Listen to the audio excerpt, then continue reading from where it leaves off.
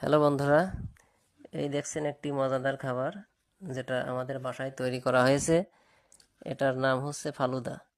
এটা তৈরি করতে কয়েকটা প্রকারের উপকরণ রয়েছে, যার মধ্যে সেটা হচ্ছে দুধ, চিনি, সাবু, কর্নফ্লাওয়ার, প্যাকেটের গুঁড়া দুধ, আপেল, বেদানা, আঙুর, কলা। এগুলো এর সঙ্গে আরও সর্বশেষ যেটা মেশানো হয়েছে সেটা হচ্ছে বরফ। এই বরফটা দিলে এটা আরও উপকার হবে। আর এটা এত সুন্দর জিনিস যে ইফতারি করার সময় যদি আপনারা খান তাহলে পরে এটা শরীরের পক্ষে যথেষ্ট উপকারী হবে।